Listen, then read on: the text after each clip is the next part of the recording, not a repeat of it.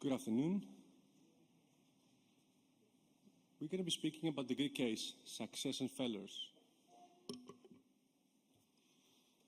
The Greek Whistleblower Protection Law 4990 of 2022 was recently published in the Government Gazette, and it is entitled as follows: Protection of Persons Reporting Violations of EU Law, Incorporation of Directive EU 2019-1337 of the European Parliament and of the Council of October 23, 2019, and other urgent regulations.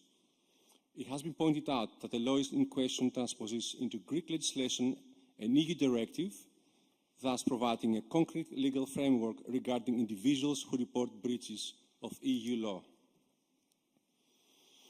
The period during which companies are required to comply with the provision of law depends on a lot of criteria that we're going to discuss now by specialists. I would like to ask our first panelist, and it's an honor to have with us Judge Panagiotis Karakostantis. He is a judge at Athens Court of Appeal, appointed at the Special Legal Service, Ministry of Justice, Greece. Mr. Panagiotis, you have the floor. But while he's getting ready, funny story. How I met Panagiotis.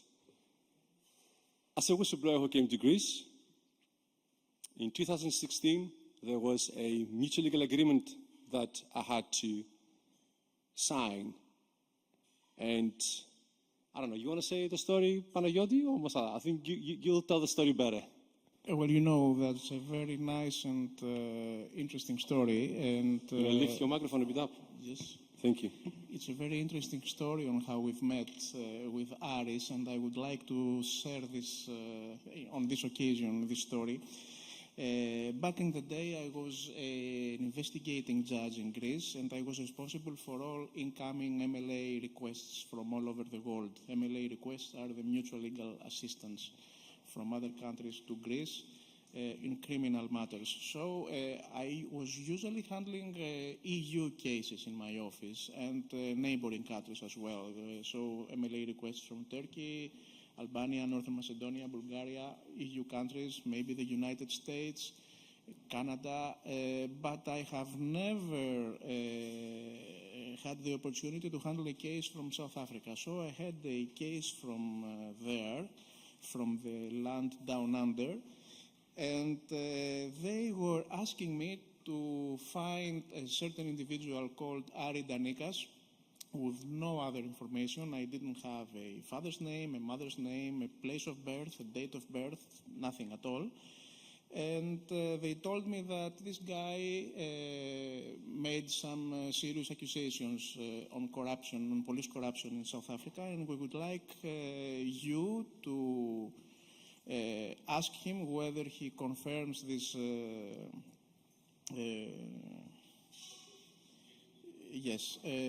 Whether he confirms all this that he has testified in South Africa. But I didn't have anything to start with. I've sent them an email telling them that with just his name I couldn't do a lot of things, but my email was ignored completely. I've asked the police to get me a list of all the Danikas, all people with Danikas surname in Greece. It was about 250 of them, some living in Athens, some living in Crete, some living in Corfu, some living in northern Greece, and I didn't know where to start. So the easy thing to do was put the case in a drawer and leave it here, leave it there. So I was focused on other more urgent matters. But as fate has a very big impact in our lives, I bought a newspaper, a Sunday morning newspaper in Kathimerini, and sometime after 2 or 3 months. And as I was reading the newspaper, in the page 7 of the newspaper, it was a full interview of Aris Danikas, the man who was brave enough to blow the whistle in South Africa about police corruption. And I said, oh yes, that's my man. So I called Kathimerini, that's the newspaper's name, talked with the guy that wrote the article. He's a journalist called Yannis Souliotis, and he's here with us today, and told him that I'm searching for the guy you interviewed, Danikas, so please give me his phone or inform him that I'm looking for him. He told me that he couldn't do that, but he arranged for his lawyer to come into my office, and when I talked to his lawyer and told him that South Africa is trying to locate Danikas and persuade him to give an additional testimony, his lawyer said to me that, okay, I'm going to inform him about that and I'm going to bring him to your office. So that's the way I met Ari for the first time. It's been 10 years back? Yeah, maybe 10 years back. Give and take. And after that, I had a personal relation with Aris because I thought that he's a very interesting individual, and he is a man that stands on his beliefs, and what he is doing here in Greece, trying to make people aware of whistleblowing and of their individual rights is it's a great thing to do. That's my story about how I've met Ari, and I am honored to call him my friend. Since you have already heard about things that are going on in Greek legislation about whistleblowing, I will try to make a very brief introduction about what are the whistleblowing provisions in the United States of America and what are the whistleblowing provisions in the EU, so we can have a way to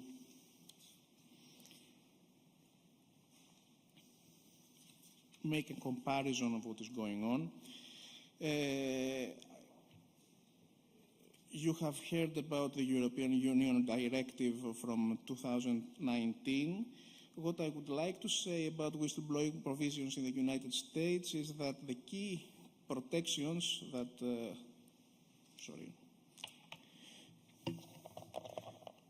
the key protections that US law affords to whistleblowers in the United States revolve around shielding them from retaliation and ensuring their identities remain confidential.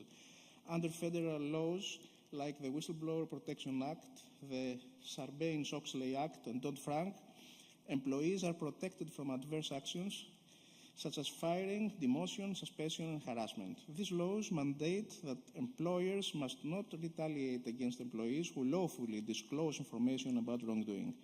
Remedies for retaliation include reinstatement to the whistleblower's former position, back pay, compensatory damages, and in some cases, punitive damages. The confidentiality provisions are particularly critical as they protect the identity of whistleblowers during investigations, thereby minimizing the risk of retaliation.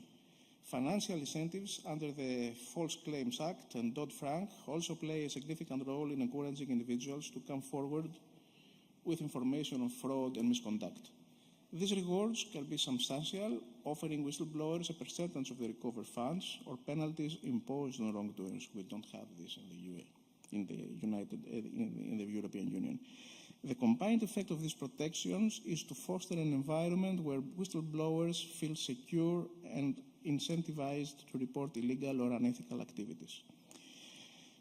You have heard about the European Union Directive, and I'm not going to tell you more about that. And I would like to point out what are the key protections under the EU law. The key protections for whistleblowers in Europe focus on preventing retaliation and ensuring the availability of secure reporting channels. The EU directive mandates that both internal and external reporting mechanisms have to be established, allowing whistleblowers to choose the most appropriate channel for their disclosures.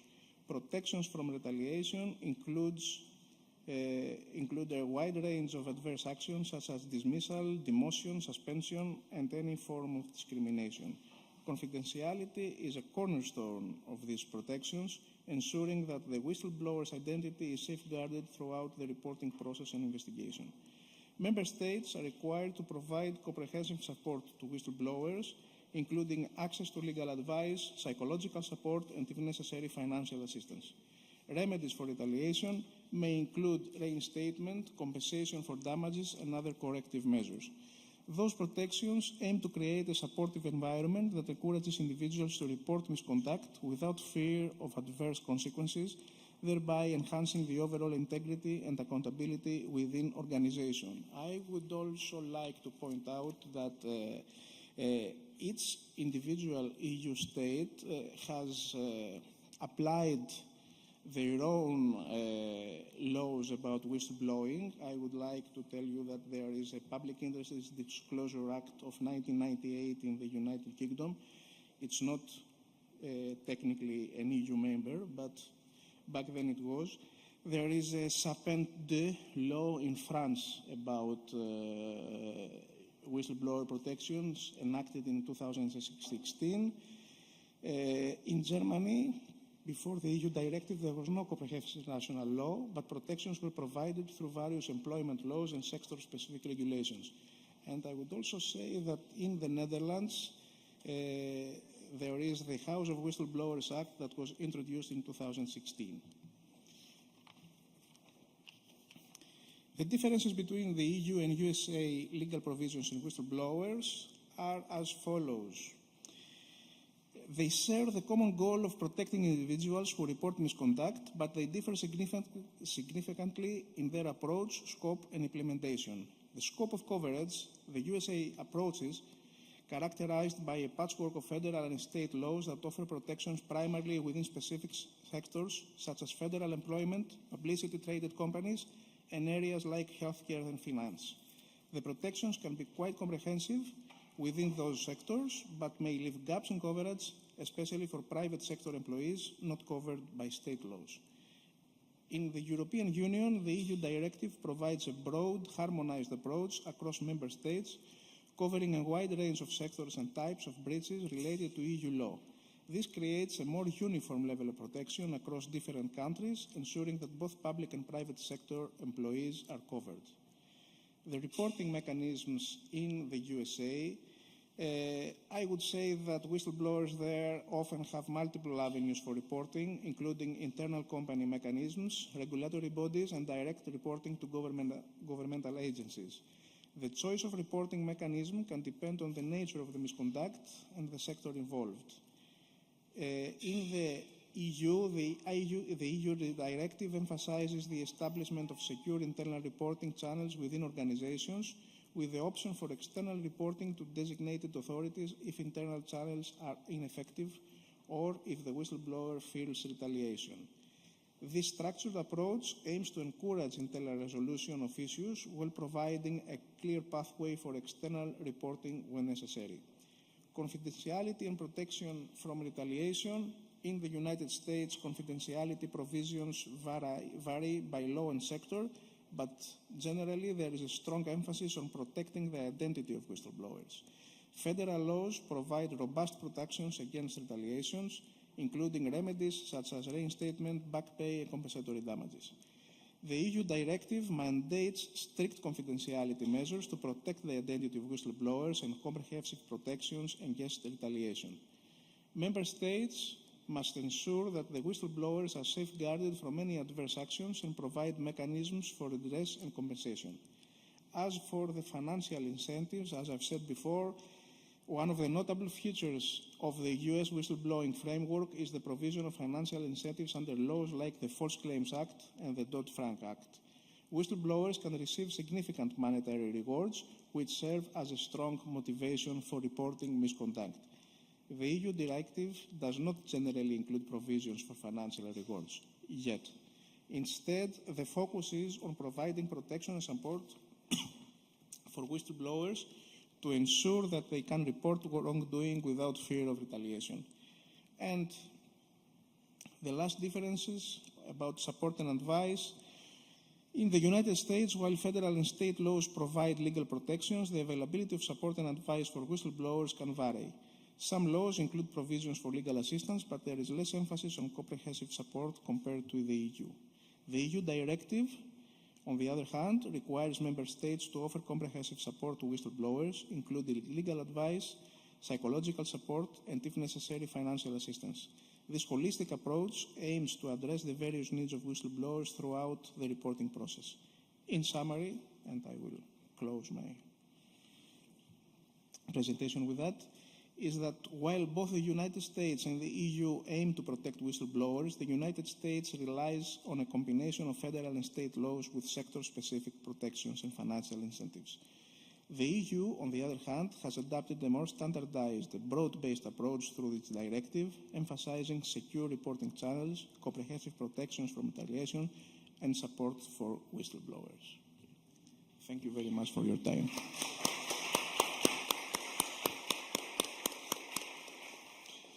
Thank you, Judge. That was very informative. Interesting how you mentioned that the directive doesn't provide any provision for monetary rewards. Here is my dilemma, though. There's an Article 62 of Law 5104-2024 of Government Gazette that stipulates Greek legislation provides compensation to persons who report tax evasion, and the amount is up to €3,000. So, in essence, there is a provision for a reward, but it's a small amount. We try to keep it moderate. And what is interesting is the fact that the EU specifically mentions legal, psychological, and financial support for whistleblowers who suffer retaliation. We just don't know what happens while they're suffering retaliation and if they're going to survive while they have retaliation. But that's another discussion for some other panel. I would like to next call to the panel Yannis Souliotis. Yannis Souliotis is a Greek investigative journalist in Kathimerini Media News, and we go back a long way. Yanni, you have the floor. 10 minutes, thank you.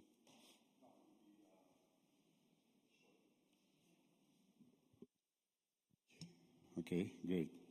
Thank you, Ari, for inviting me in this event. We've met back in 2010, 2009, something like that, while Ari was still in deep trouble regarding the events in South Africa. In 2016, I wrote a piece in Kathimerini regarding his case. To be honest, I was a bit reluctant. Sorry for that, Ari. Is he telling the truth, or is he a part of the problem? Finally, I found a way to verify, to check his testimony, so we end up writing this piece.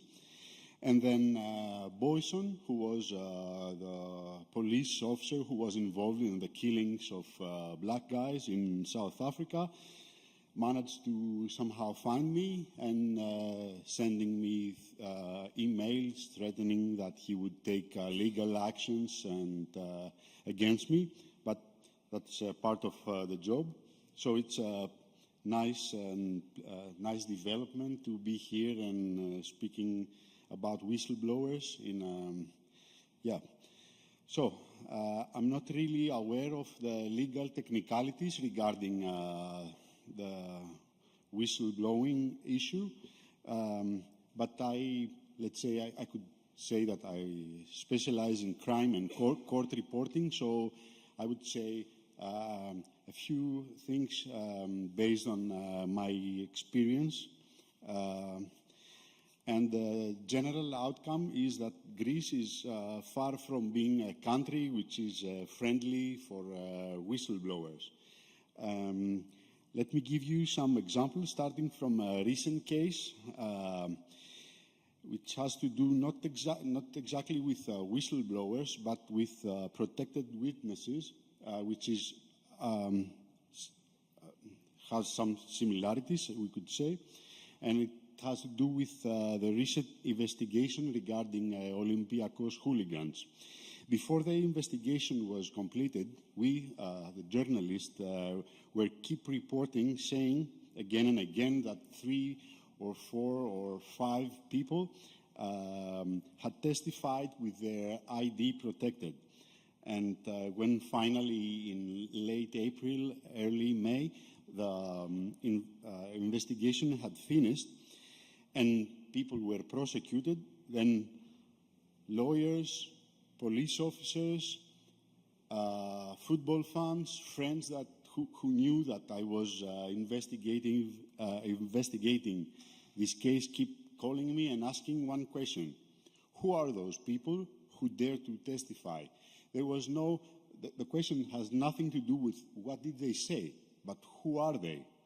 And because Greece is a small country and Greeks love to talk too much, so soon there was a theory that claiming that some young hooligans who were involved in the killing of a police officer, those were those who testified, and the outcome was that the mother of one of those guys a few days ago went to the police saying that every day she and her 3 kids are facing threats for their lives, and one of her sons, who is in prison, he spends time in a separate prison wing, so he is protected and not assassinated. A few years ago, in 2016, crime reporters we reported on a police investigation regarding the so-called Greek mafia. The trigger event was the testimonies of another protected witness who helped the authorities to shed light to numerous killings, bombings, etc. But all of a sudden, we found out that the witness was not so much protected, because we read her name in the court documents, and it was Litsa Vlastou, the close relative of one of a well-known mafia guy. And her name, even if she was supposed to be a protected witness, her name was left in the court files, the court documents. And Litsa Vlastou died 6 years ago. I'm not saying that he was assassinated, but the irony is that if you Google her name, I did that yesterday, you can find hundreds of articles under the title Litsa Vlastou, the Protected Witness. So I could keep saying examples, but I choose to finish with my a sort of a personal experience. While I was a bit younger, but still in the business, I met a mafia guy, and we become friends. And he asked me, he proposed me, Yanni, come to see how a bravos, I don't know the exact translation, is painting men for hire.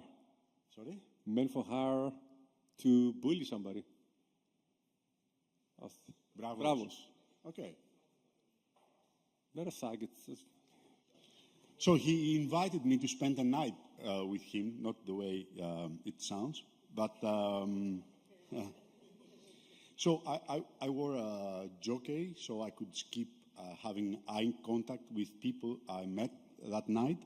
And what we did is that this guy had guns in small plastic suitcases, and we took a car, and we went to meet people. Apparently, they turned to be police officers who were working part-time as security also.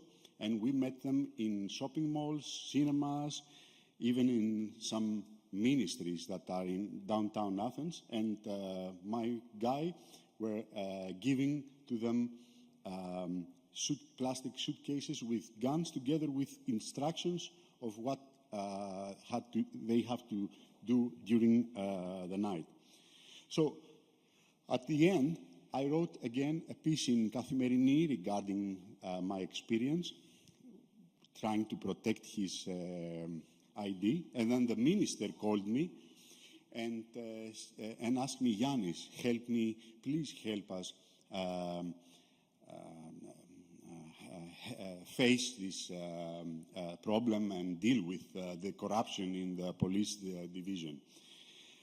And I said, okay, what do you want me to do? He told me, go find the at that time, prosecutor who was in charge of Ministry of Interior, and tell him everything you know. And so I went to meet him, and the question was, again, not what did you see, but who told you that? Who showed you those things? So I think that Greece has a huge distance that needs to cover to become, to change, first of all, the culture of Greek people regarding the perception of whistleblowers or protected witnesses. And I think that the problem is highly related to the fact that Greece is a corrupted country. The level of corruption in Greece is similar to Latin America. So there's a huge lack of trust towards the authorities. For many years, for up to 7 years, the police unit that was responsible for tackling the corruption was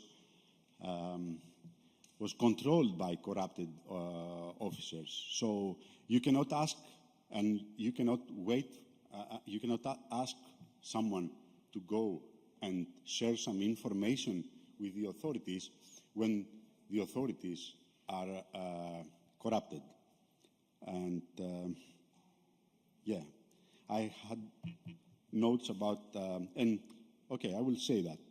And in 2020, 2021, we, with help of Aris, we did a short documentary on whistleblowers.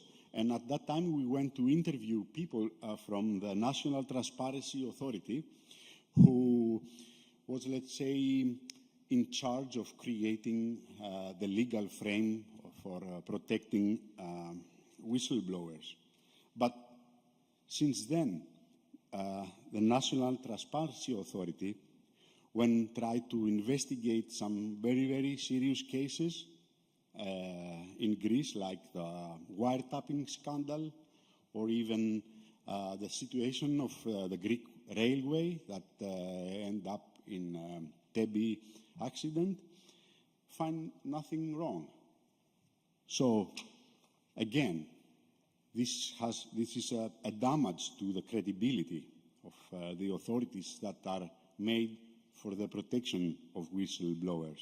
So maybe the legal framework is very important, but we have to focus on some other aspects of that issue. That's it. Thank you. Thank you so much.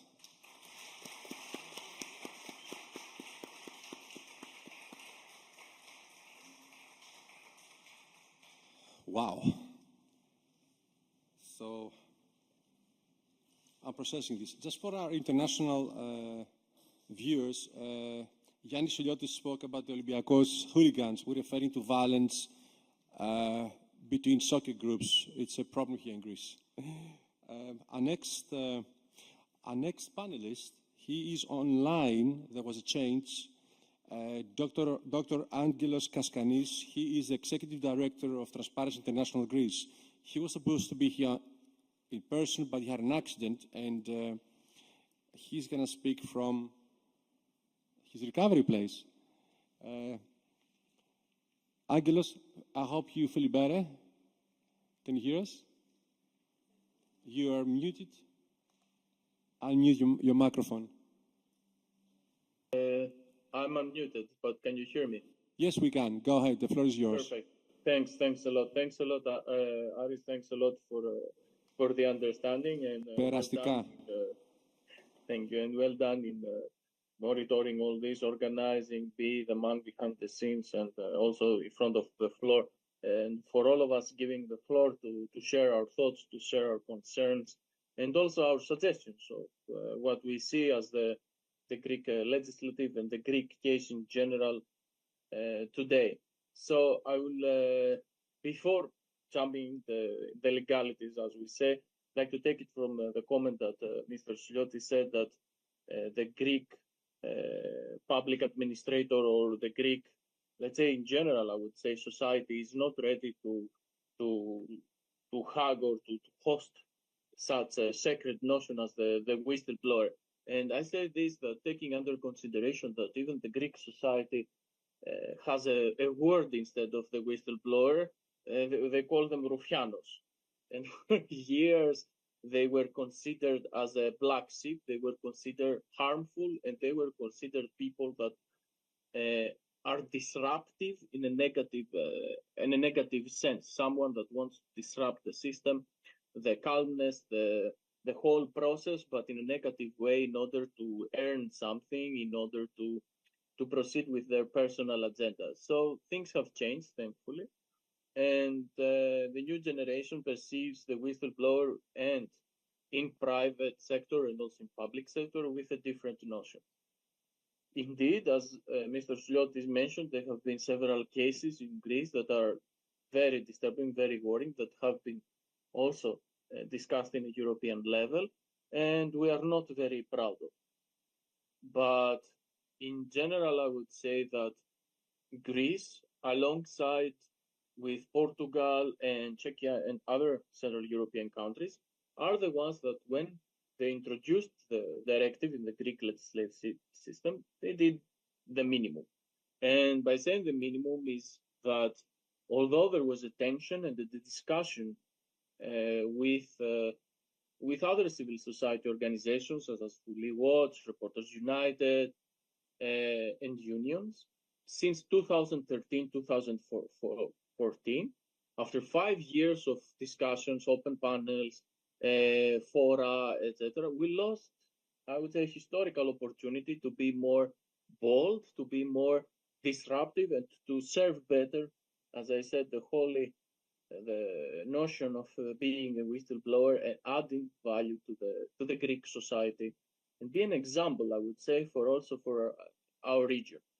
Our region, Southeast Europe and the Balkans, that suffer a lot from several similar cases, I would say, of publishing or disclosing the personal information of the whistleblowers, of harming them, political assassinations, etc., etc. So being a whistleblower in the region is quite tough, I would add, quite tough and quite unfortunate in some cases, bringing to the person the dilemma of being an asset to their society, to being an asset, or rather turn the eye and never share what they have experienced or what they have witnessed. I've prepared some comments regarding the legislation, regarding the directive on whistleblowing, the law 2019/1937, and also what was the law 4990/2022, but also what Aris shared about the tax evasion of the law of 2024, which I would say it's the first step in order anonymously to blow the whistle, to report tax evasion, and to introduce to the Greek public a massive opportunity for them to declare some irregularity or some evasion. But in general, I would say that promoting transparency and accountability in both the public and commercial sectors requires a strong whistleblower protection that we don't have. The introduction of the legislative was a milestone, and the breadth and the provisions of the Greek law were subject to some restrictions and criticism nonetheless. This was also coming from the Greek government. So regarding the scope of the law, with regard to its regulatory notion, covers any addition, only the reports about breaches of particular sectors of EU law shall enjoy the protection of the directive. This legislative path is regarded by us as not compatible and also not best practice in whistleblower protection. Let's say applicants for jobs, self-employed people, consultants, homeowners, shareholders, members of the company's administrative management, etc., as well as anyone working under the supervision direction of contractors, subcontractors, suppliers are eligible for benefits under the law, so there has to be a connection. Additionally, it should be highlighted that the law permits anonymous reporting by offering some level of protection to anonymous whistleblowers in case they are discovered at later time. So individuals who, let's say, deliberately hinder or make attempts to hinder whistleblowers from disclosing unlawful or unethical conduct will face criminal penalties according to the law. Potential whistleblowers may be, it's noted that may be intimidated, threatened, or coerced as a result of these behaviors, which foster fear and silence. Of course, such conduct not only compromises the reporting procedure, but also perpetuates a culture of secrecy that hinders effort to bring this conduct to light. As also Mr.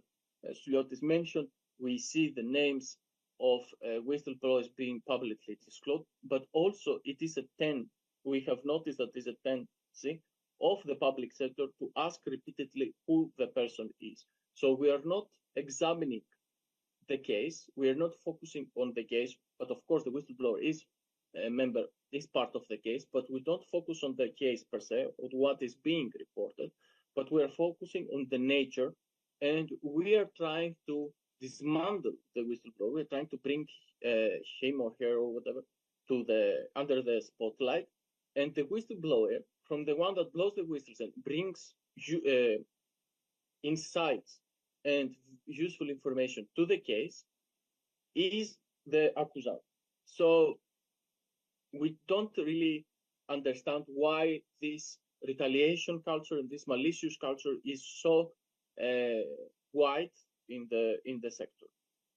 For us, protecting the confidentiality of whistleblowers is crucial to ensure their safety and current reporting, and the law, as in general, recognizes this importance and explicitly prohibits any infringement on the obligation to respect the confidentiality of whistleblowers' identities, which in practice, let's say, is not fully respected. And again, there is also notice about the false reporting and public disclosure, and which we find crucial. The law recognizes this and establishes both criminal sanctions and monetary fines for individuals who knowingly report or publicly disclosure false information. Second. So I will go to,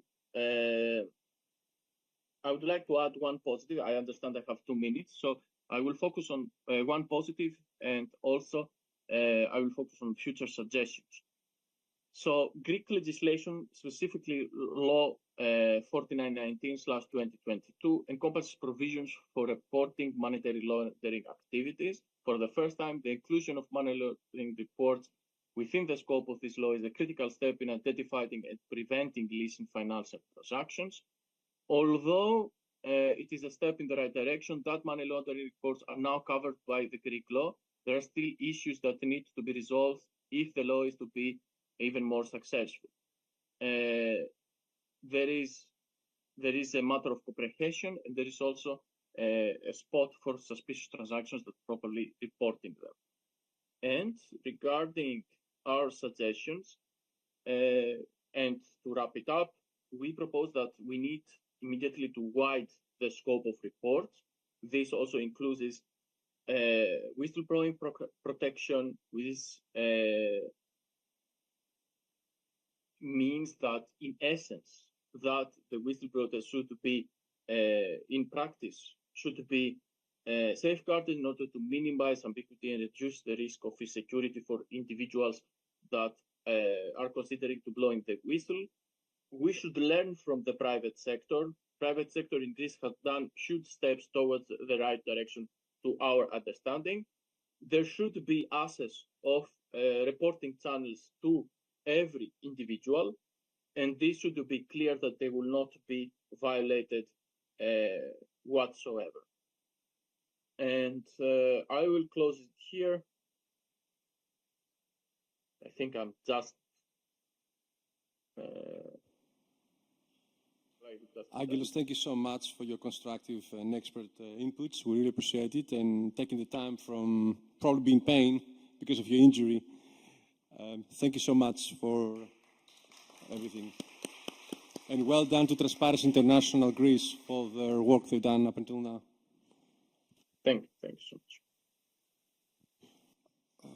so much. I would like to call to the panel Maria Nathanail, Head of Communications and Legal Analyst from Vouli Watch, that's Parliament Watch Greece. Maria, you have the floor, 10 minutes. Thank you.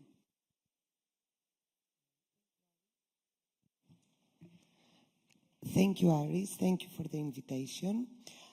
It is a great honor to take part in this panel among such esteemed members of the journalistic and civil society community.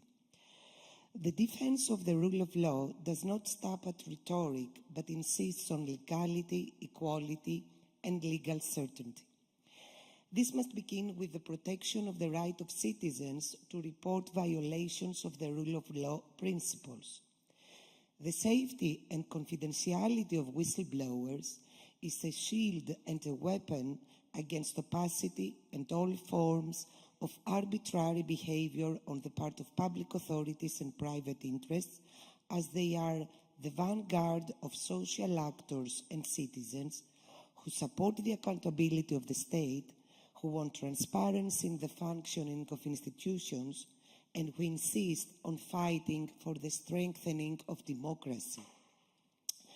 As the principles of the rule of law have been eroded and undermined in recent years in Greece, and even in traditional Western democracies, effective, strong, and extensive legal protection for whistleblowers is the last stronghold against corruption and the entrenchment of business and political elites through opaque relationships. In Greece, at a time when whistleblowers are publicly vilified and the last independent journalists are under direct attack, plagued by unfair slap lawsuits, and when opacity and corruption in the use of public money has become an entrenched normality, the incorporation of the European Directive on the protection of whistleblowers should have been a major priority rather than a mere institutional obligation that could wait. The long-awaited draft law for the transposition of the directive of the European Parliament and the Council of Europe was submitted by the Ministry of Justice in October 2022, discussed in the relevant committee of the Parliament, where Vouli Watch intervened, and finally passed as a law in November 2022. This bill arrived in Parliament long overdue, after 7 months of delays following intense lobbying by Vouli Watch and the Greek civil society. In June 2021, we embarked on a campaign and sent a series of letters asking for updates on the progress of the work of the Legislative Committee. We received no response. In December 21, just before the deadline for the transposition of the directive, the members of the Alliance raised the issue again with articles and social media campaign. Nothing happened. In March 2022, we learned that the Minister of Justice had presented a draft law to the Council of Ministers, but after a lot of opposition from some ministers and members of the New Democracy Party, the Prime Minister withdrew it. Just weeks later, the OECD evaluation report entitled Implementation of the OECD Anti-Bribery Convention was published. There, we discovered to our great and unpleasant surprise that the Greek authorities have misleadingly stated to the Working Group on Bribery that they invited civil society to assist in the drafting of the law and that we did not respond. The same report notes that the government had committed that the draft law would be posted for public consultation and tabled in Parliament in the first quarter of 2022. In the end, the draft was submitted and passed 7 months after the deadline, and despite our own urgings, was ultimately a missed opportunity for the effective protection and encouragement of whistleblowers in our country. It is a law that is obviously restricted in parts when it should have been structured more decisively. Allow me to refer in more detail to specific provisions of the law, which we pointed out during our intervention in the Parliament, but which were all finally ignored. Point first, the bill does not cover violations of national law and public interest.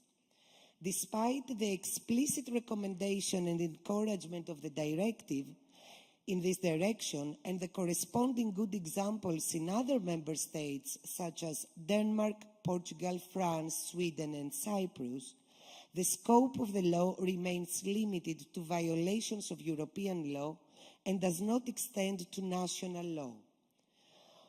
Also, the scope of application does not cover criminal offences, corruption, fraud, for example, bribery of public officials, concealment of offences, cases of miscarriages of justice, conflicts of interest, abuse of power, violations of the laws regarding access to information and open government, mismanagement of public funds, violations of the Code of Administrative Procedure, violations of human rights, etc. All violations that relate to matters of public interest and that unfortunately we often encounter in our country. The second point is that the protection afforded to whistleblowers is incomplete. Article 17 sets out the objective of maximum protection of employees and those under a duty of confidentiality against retaliation, meaning protection against any retaliation as a result of disclosures. We believe that this protection is not sufficient and that there should be encouragement in advance by providing financial incentives for employees to whistleblow safely. The safeguard in this regard would be that money would only be awarded if it is proven that the information was true and thus avoid any misleading information or abusive behavior. A further problematic issue has to do with the fact that the law does not make it clear whether anonymous reporting can be made. Third point, there is no provision for the possibility of confirming the filing or complaint. According to Article 12, whistleblowers do not have the possibility to check and confirm whether what they orally reported to the competent authorities was fully and correctly recorded. Fourth and final point, we believe that instead of broadening the provisions, they have been narrowed. Firstly, the infringements defined in the bill contrary to what the directive provides, do not include abusive conduct or acts. Secondly, the period of protection of the whistleblower's identity is very limited. And finally, there are no sanctions for legal persons, only for natural ones. In conclusion, we as Vouli Watch would argue that the state must create a clearly more effective and modernized protection grid so that whistleblowers who go above and beyond to defend justice and truth are not crushed at heavy personal cost. This is a one-way street for fighting corruption where it occurs, for strengthening human rights where they are at stake, and if not for the progress, at least for the preservation of democracy in general. Thank you very much. Thank you, Maria, for this comprehensive report. Our next panelist will be Mr. Panagiotis Kranidiotis. He is an IT engineer and a member of the board of directors of Open Technologies Islands, GFOS or ELAC in Greek. Alliance. Alliance. Thank you. Thank the you, floor is yours. everybody. Thank you, Aris, for the invitation. I will tell you today, I will base my speech on two stories. The first one took place in Istanbul in 1955, and it's an event that took place there and called Septembriana. It's actually the Greek version of Kristallnacht, the Night of Crystals. Can you repeat that slower so they can all pick up the name? Okay, Septembriana. It's the event of September of 1955 that took place in Istanbul, in Turkey, and it's the Greek version of the Night of Crystals. And the story is that a mob controlled and organized by the Turkish deep state itself, as is revealed later in the trial of the then Prime Minister Menderes, destroyed properties, businesses and churches of Greek residents of Istanbul. Events that are accompanied by hundreds of rapes and murders. This fact would not have been known if the Orthodox Patriarchate photographer Dimitris Kaloumenos and the journalist Sakis Karagiorgas had not managed to photograph and illegally channel abroad the evidence of this crime, which was the beginning of shrinking of the Greek community of Istanbul. Kaloumenos was tortured and was likely to be deported for lack of evidence. Apparently, he could never be obtained as a photographer of the Patriarchate. He continued his life far from his hometown, Istanbul.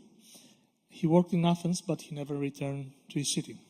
The second story, it's the story of Kostas Tsalikidis. Tsalikidis was an IT engineer at the telecommunication company Vodafone. 4 days after the outbreak of wiretapping scandal, a number of political figures, including the then Prime Minister, as well as Greek Secret Services officials, Tsalikidis was found hanging at his home. The case was characterized as suicide and was closed in a short time. Over the years, it had been proven that Tsalikidis was murdered because he knew about the illegal activity, probably with the involvement of the Secret Service of a very powerful country. Kaloumenos was a whistleblower of his day. There are interesting takeaways from both stories. First one and basic. Kaloumenos was a conservative man with a very special and good job. He was the Patriarch's photographer, not an ordinary job. The moment he decided to immortalize the crime of September 5, his life changes. He'll never be the same again. His life is in danger, his family's too. Kaloumenos is getting alive from all this. Chalkidis does not.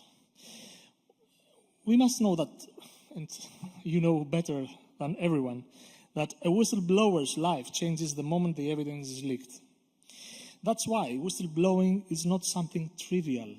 It's not nailing. Just as it's wrong to urge people to nail each other and for it to be something socially acceptable without consequences. The public interest is a man who sacrificed his possibly comfortable life for a high cause, for some high values. Anything else would lead a society without trust, without bonds, without ties.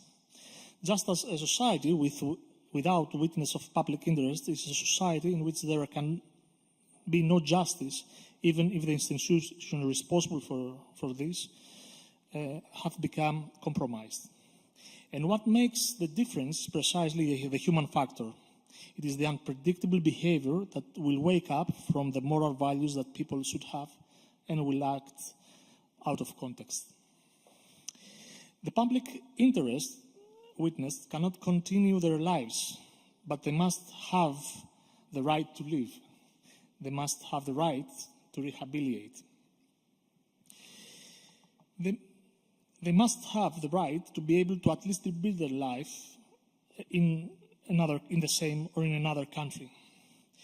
And since the danger to their lives comes either from the state entity, they live in case of Kaloumenos, or in case of Chalkidis from Secret Service of one of the most powerful countries on the planet, three parameters are important.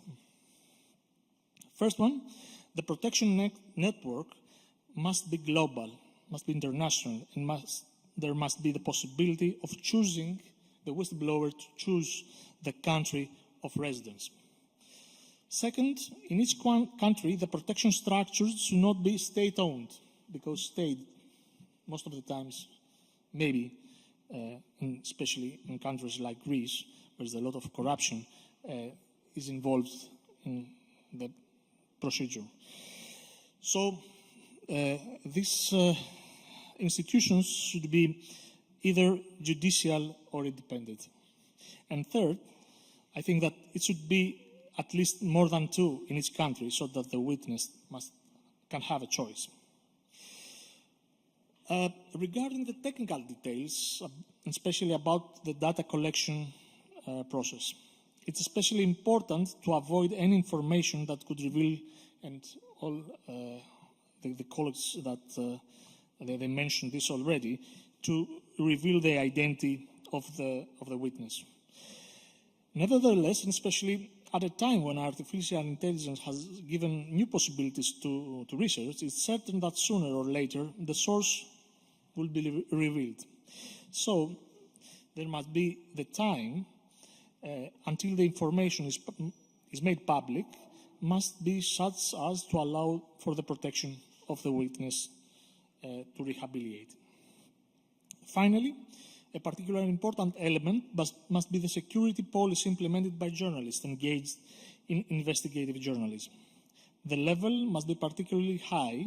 The use of open technology is probably the only way to ensure the absence of backdoors from vendor company, and security, anonymity, and lack of logs must follow the journalist at every step. It should be second nature to them. We have had the opportunity as an organization to work with many of excellent journalists, investigative journalists of all this time, and we will continue to do so in the future. So that's all for me. Thank you very much. Thank you, Panagiotis. That was delightful. And something you wouldn't know. We had one of our oldest Greek whistleblowers from 1995, Kaloumenos, who was a photographer. Our next speaker, and I think it's the final speaker of this panel, the Greek case, it's Vassilis Stamatopoulos. Vassilis is the CEO of Fraudline Whistleblowing Center in Greece. The floor is yours. Thank you, Aris. Thank you once again. Good afternoon, everybody. Again, thanks for the invitation So I will show you some of the present, some disappointing facts from the present, and some hopefully optimism, from the future. So what's happening today? So there is a survey, so which happens every couple of years, is the Eurobarometer, and gets the citizen views on corruption in the EU.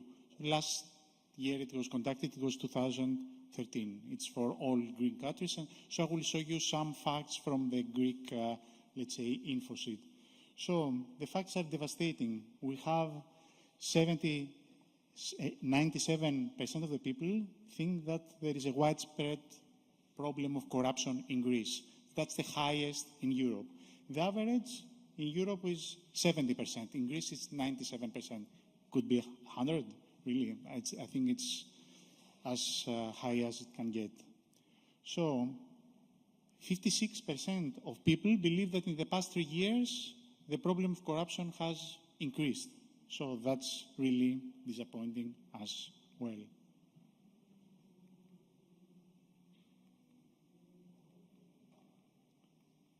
So let me find.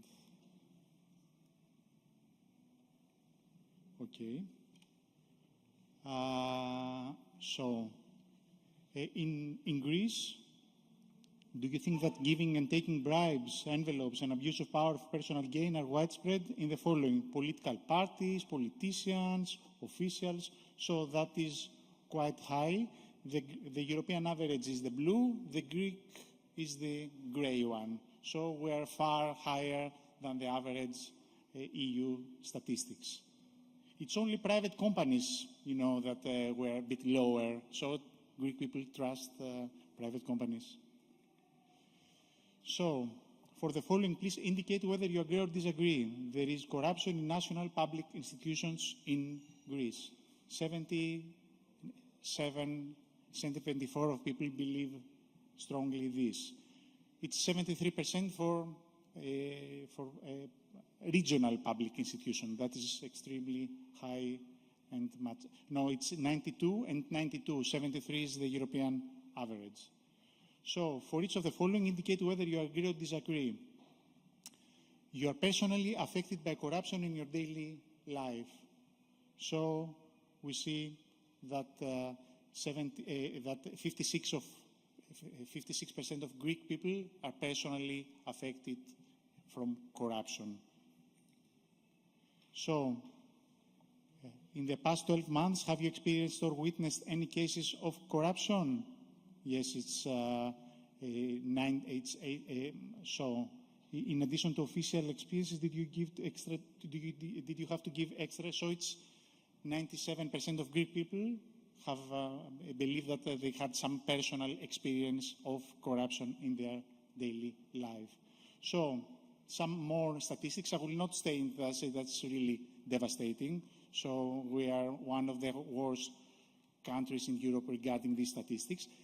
Some people would say these are just perception. Of course, it's perception, but comparing the perception to the perception of other countries shows that there is some problem. The problem may not be as high as the statistics indicate. However, it's a very good indication that there is some underlying problem. So, what is the solution? There are a lot of solutions. We have to work on multiple levels. As a company, we implement complete whistleblowing systems, policies, processes, trainings, whistleblowing platforms. But through our experience, we have found out that we need to work on younger ages. From the people who have trained, we see that the younger people are more receptive to this type of messages. So we put together an international program with 4 Balkan countries participating, which is called Future Integrity Leaders. And we have an initiative, Integrity is Cool. In the framework of the needs analysis of the program, we have conducted a survey of 400 young people that are in education or just finished education, and we have also conducted 4 future workshops in each country just to see what we can do about integrity in education. We believe strongly that integrity now in schools will be integrity in future employees and future societies. So, a few things about the program. So it's about pushing, an integrity culture in educational institutions and more specifically in schools. So, through the survey, how important is integrity education in schools? 47% found, told us of the 400 people that participated that is extremely important, and the other 26% that it is very important. So, should integrity education be compulsory in school curriculum? So, 88% of young people participating told us yes, it should be compulsory. So, what are the problems, that people are facing? I will show you all 4 countries because we have some variations. We have theft, bullying, sexual harassment, gender discrimination, cheating, plagiarism, vandalism, racism, socioeconomic discrimination, school elections, peer pressure, students to teachers, verbal or physical abuse, teachers to school children abuse. So these are the statistics for North Macedonia. These are the statistics for Albania, Bulgaria, and Greece. So, for example, in some countries, vandalism is not a problem. In Greece, it's a huge problem for schools, institutions.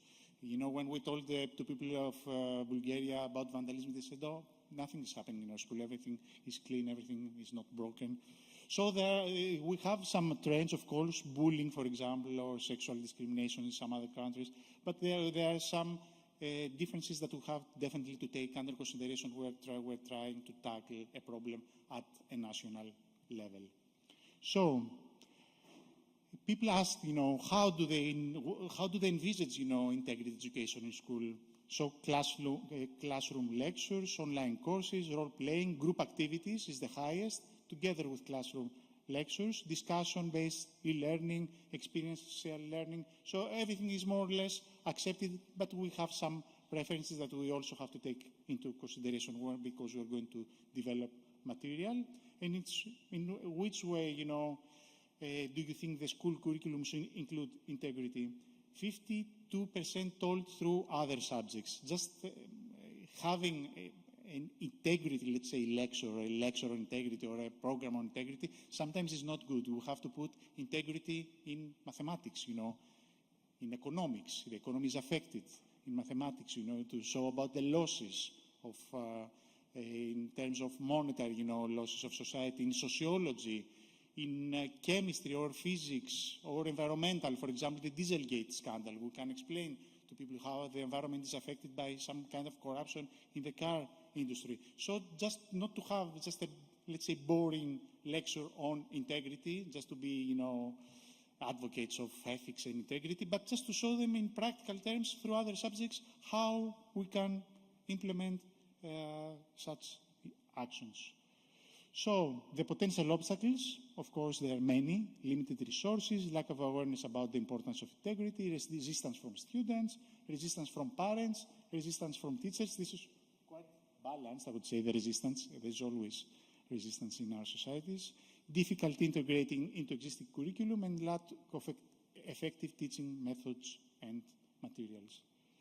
So, beyond the need to create the education programs, it's also important to promote a culture of integrity through encourage of self-reflection of students, providing opportunities for volunteering, creating an open channel of communication, enhance leadership skills to both teachers and students, and strengthening the support of teaching staff. In the workshops we did, we conducted some futures studies in terms of just to people to reflect their future, just to know what the consequences of today, of their actions for today, will be for the future.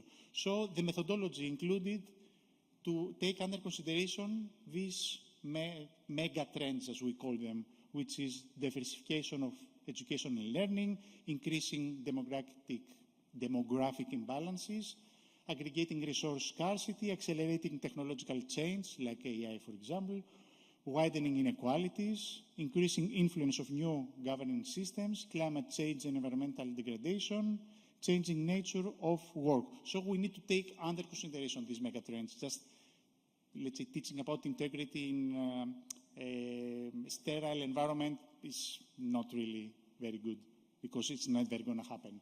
And we also have this grid. We are looking at a society that is based either on trust, scenarios that emphasize trust and rely on integrity of people, or control. You can trust people, or you can put a lot of controls on them. Or individualistic society, scenarios where the society prioritizes individual contribution, competition, and personal success. And also the collective society, scenarios where the society emphasizes group collaboration, teamwork, and collective achievement. Everybody could be in this grid. So, a typical scenario that came out of these productive and very interactive, let's say, sessions from teachers, students, and parents in all these workshops that we had all these groups. So, regarding this grid, for example, in, let's say, trust and individualistic, we had students and teachers do not collaborate. Advancement of individual knowledge and skills, less corruption because of trust. Or students involved into simulation games where they assess different cases, all focused on levels of collectivism and collaboration. In this grid here, we had attendance at elementary schools is compulsory by law for children under 8 to 15 years old. Teenagers, average 16 to 19 years old, have the autonomy to select their education path. So we have collective society and more control. Anyway, this is just indicative. We had 16 of these types of scenarios where, you know, in the report we will have all of them for you to study. We have some key themes across all scenarios. So, educational models are evolving with physical schools integrating AI technologies. Virtual schools, through fewer, rely heavily on AI. Parental involvement is observed. Resistance to technology exists. Mixed environments blending physical and digital elements. So I will not go in very much detail because there is a lot of substance and detail here, but we will go to the policy recommendation that came out of this from the students.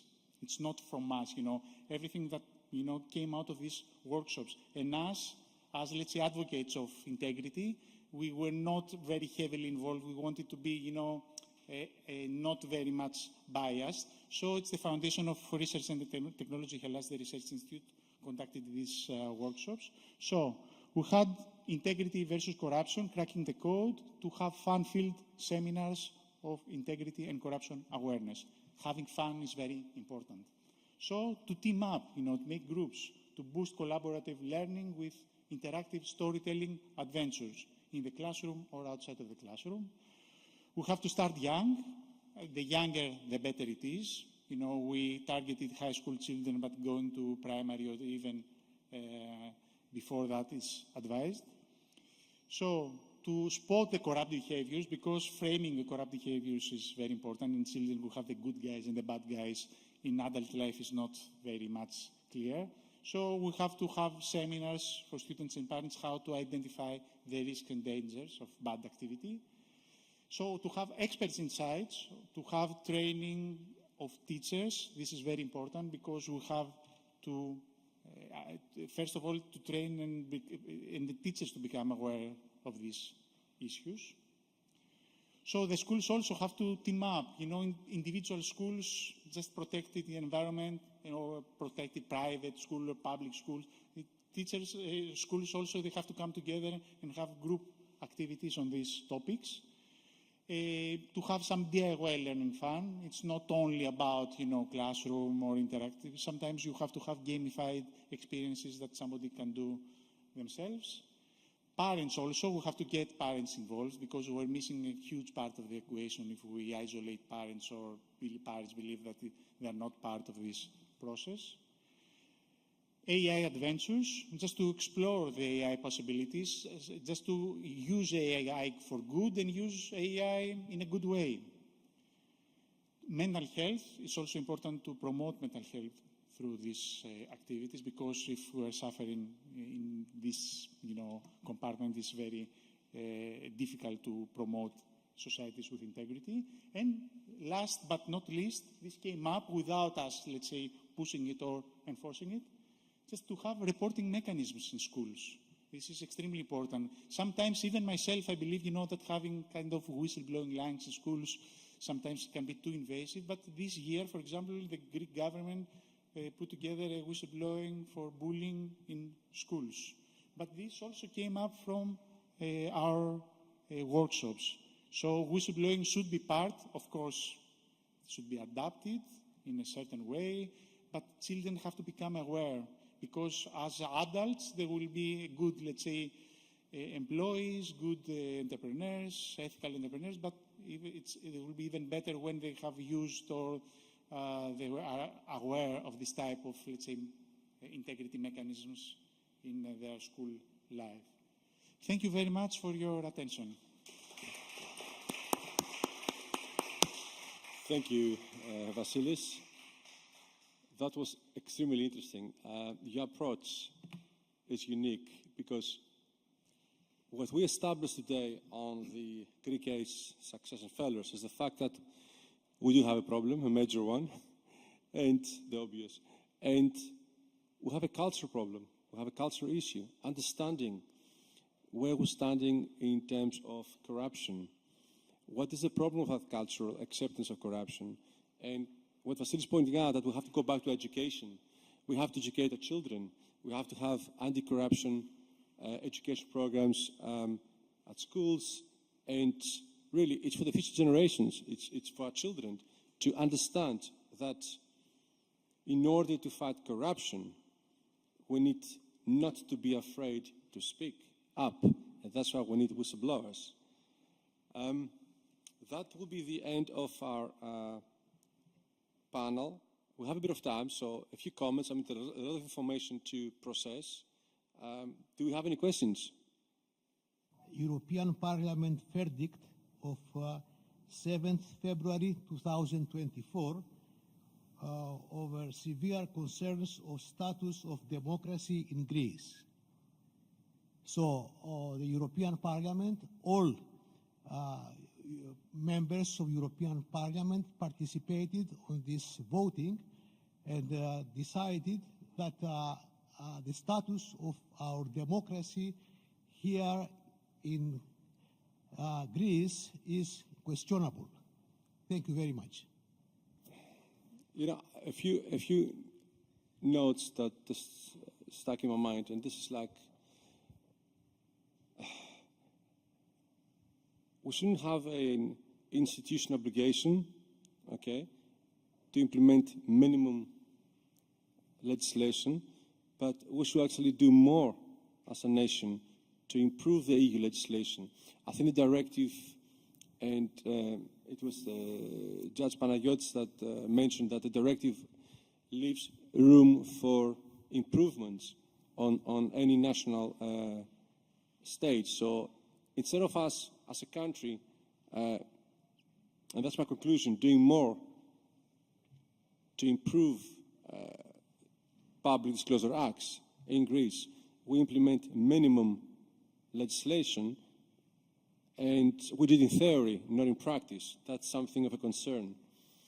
We need to invite more civil societies to participate in this kind of action, and the government needs to listen to NGOs more often. We have lost a historical opportunity to make progress in Greece. I realize that Greece takes small steps, baby steps, on those kind of implementations of the directive.